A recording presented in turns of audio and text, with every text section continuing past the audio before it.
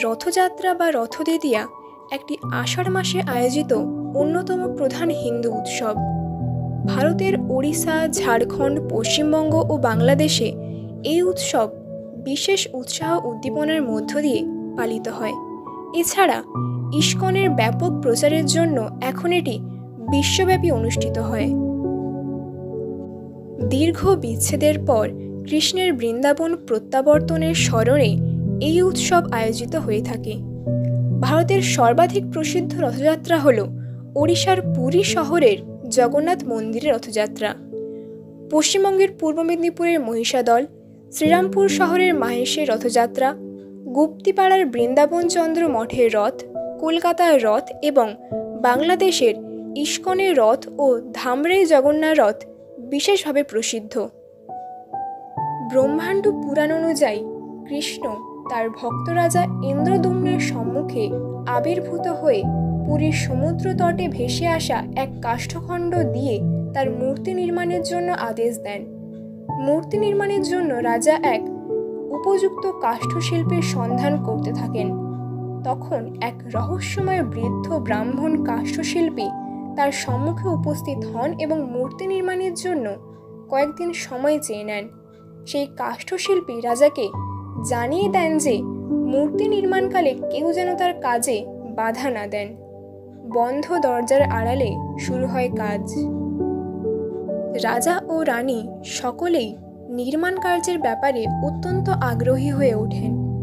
প্রতিদিন তারা বন্ধ দরজার কাছে যেতেন এবং শুনতে পেতেন ভেতর থেকে খোদাইয়ের আওয়াজ ভেসে আসছে।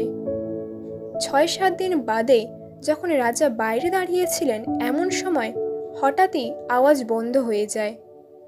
অত্যুৎসাহী রানী কৌতূহল সংবরণ করতে না পেরে দরজা খুলে ভেতরে প্রবেশ করেন। ভেতরে প্রবেশ করে সকলেই দেখতে পান মূর্তি তখনও অর্ধ সমাপ্ত এবং কাষ্ঠশিল্পী অন্তর্ধিত। আসলে এই রহস্যময় কাষ্ঠশিল্পী ছিলেন দেবশিল্প বিশ্বকর্মা। মূর্তির হস্তপদ নির্মিত হয়নি বলে রাজা বিমর্ষ হয়ে পড়েন। কাজে বাধা দানের জন্য অনুতাপ করতে থাকেন। তখন দেবর্ষি নারদ তার সম্মুখে আবির্ভূত হন। নারদ রাজাকে সান্ত্বনা দিয়ে বলেন, এই অর্ধসমাপ্ত মূর্তি পরমেশ্বরের এক স্বীকৃত স্বরূপ। এই অসম্পূর্ণ রূপেই পূজা শুরু করার আদেশ দেন। কথিত আছে, আষাঢ় মাসের শুক্ল দ্বিতীয়ায় বলরাম ও বোন সুভদ্রার সঙ্গে মাসির বাড়ি যান জগন্নাথ। মাসির বাড়ি অর্থাৎ ইন্দ্রদ্যুম্নের পত্নী গুন্ডিচার বাড়ি। সেখান থেকে আবার 7 দিন পর মন্দিরে ফিরে আসেন জগন্নাথ। এটাকেই জগন্নাথ দেবের মাসির বাড়ি যাওয়া বলা হয়। পরপর 3টি সুসজ্জিত রথে চেপে মাসির বাড়ির উদ্দেশ্যে যান জগন্নাথ।